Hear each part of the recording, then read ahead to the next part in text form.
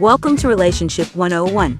Building Relationships That Please God is a course led by Bishop Martin Wilson, a certified master life and relationship coach and NLP practitioner. In this course, participants will explore the significance of building relationships that align with God's principles and gain an understanding of the purpose of sex within relationships. Join us now for a teaching already in progress.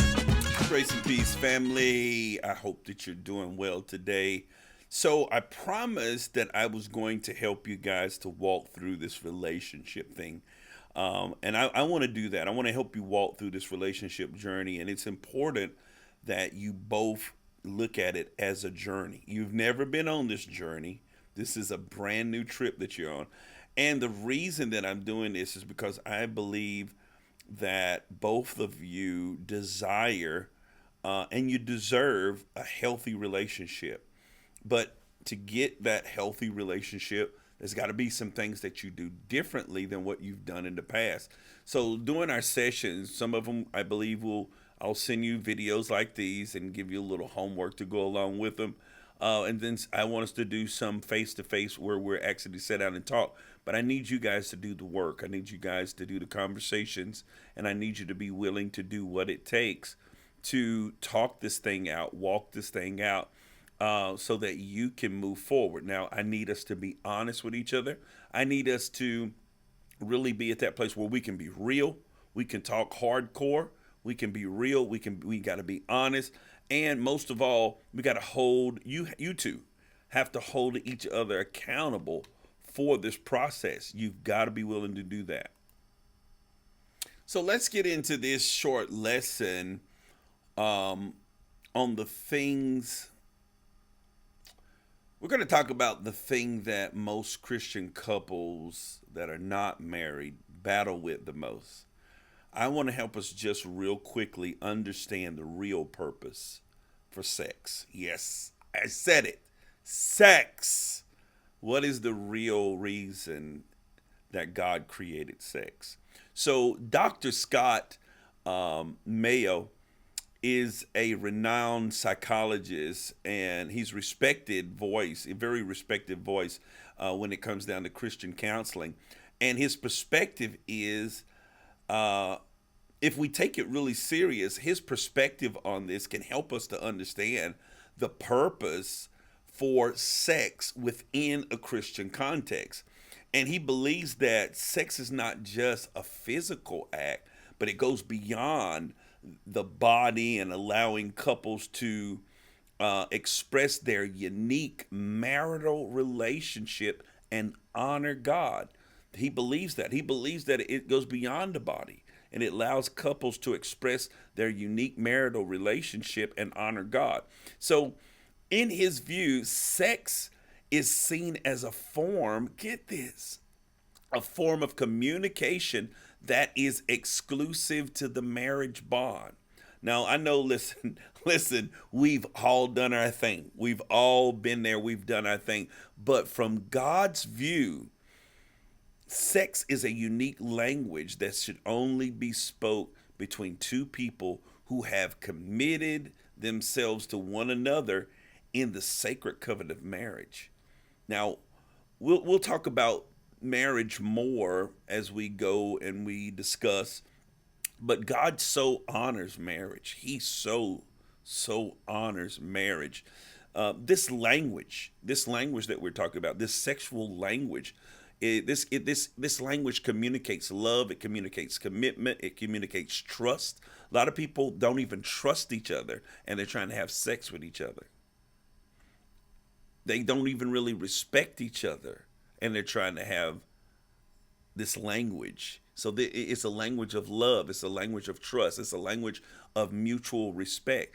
Listen, if it's a man trying to get with a woman who is saved, and you know that she's saved, where's the respect? If it's a woman who says that she's saved, trying to get with another man who says that he's saved, where is the mutual respect? So it's powerful.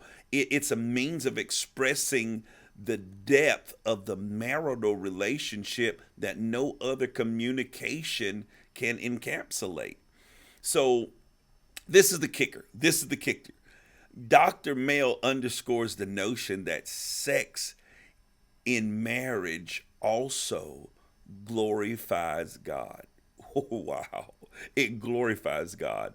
This might seem odd, but when you delve into it real deep and get the Christian understanding, it's clear why it is the way that he's saying it is, because God is the author of the marriage covenant. This is not something that man created. God created the marriage covenant, and he designed sex as the key component within that marriage relationship. And it's an act of binding two people together in a way that reflects the unity, the intimacy, and the love that God wants within that relationship. In that relationship, that marriage covenant only. So when a couple engages in sex, they're participating in a divine design and acknowledging that God knows what he's talking about. He whoa, yes, God, you understand. I understand. You're entering into that, and you're able to experience this wisdom that God has created to give us a language to express ourselves that is beyond any other language. He created as a form of connection. It becomes a way for the couple to honor God and acknowledge his sovereignty and give thanks for his blessing. I'm sure some of you have been in the midst of the moment and just want to thank God and thank God for the moment, but it's reserved. It's reserved for marriage. Therefore, when we understand this, when you're in a relationship and you understand and embrace this perspective of sex, it becomes more than just a physical act. It becomes an act of worship. You're truly worshiping God in that moment. Now, I got to say, if this act of worship is reserved for marriage, then what are you worshiping when you're having sex outside of marriage? You're literally worshiping yourself, because it's all about self-gratitude. It's all about gratitude, gratifying yourself. So it becomes an act of worship when it's within marriage. It's a unique expression of the marital relationship. So from a Christian perspective, fornication goes against God's design for human sexuality, which was meant to be expressed solely within the context of marriage. I know we've all done it, not pointing fingers, but it's important that we get this in our minds so that we can really understand which way God looks at this. See, fornication, it discredits the sanctity and the sacredness of the intimacy, of the love, and the commitment of marriage. Every time we have sex outside of marriage, we are degrading the sanctity of marriage. And we're all adults. We've all been there. We've all been around. We've been around long enough that we understand and we can be clear. When sex enters into the relationship, things begin to change. Attitudes begin to change. Some people become possessive. Things change. And when you're not married, when sex enters in, 90% of the time, the change is going to be negative. It's going to have a negative consequence. There's emotional pain that gets involved. Sometimes people's feelings are really hurt. People have been physically hurt behind this because it gets physical. Broken relationships are nothing to play with. Playing with people's emotion is nothing to play with. So understanding God's perspective on fornication helps individuals to recognize the importance of waiting until you're married to engage in sexual activity. And so by honoring this biblical principle, you as individuals can wait, and so that you can truly experience the true beauty, the depth, and the fulfillment of sexual intimacy within the context of a committed, loving marital relationship. So if both of you will commit to genuinely seek God's understanding on this perspective, it can help you to approach all of your sexual desires. We're going to have those. They're going to be there. But you can approach those sexual desires and the matter of waiting with a greater appreciation. It's important to see that sex is not just a way to satisfy your flesh. It's also a significant act within the relationship and a big part of your journey of faith. It's worship. It's worship. So by waiting until you're married, you honor God and the experience of fulfilling the marital bond when the time is right. Remember, God designed sex. He wants you to have sex, but you can only talk the language to the person that you have married, the person that you're married to. It's a unique language, and it's exclusive to that sacred covenant of marriage. And waiting allows you to fully express your love, your commitment, your trust in a way that glorifies God.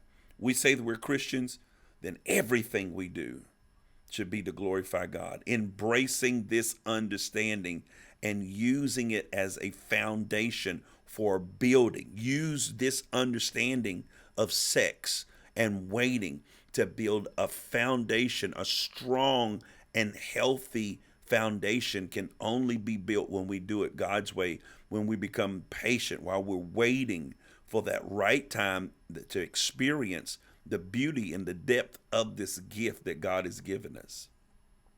So I want to give you some questions that I need you to sit down and discuss. I need you to discuss these questions.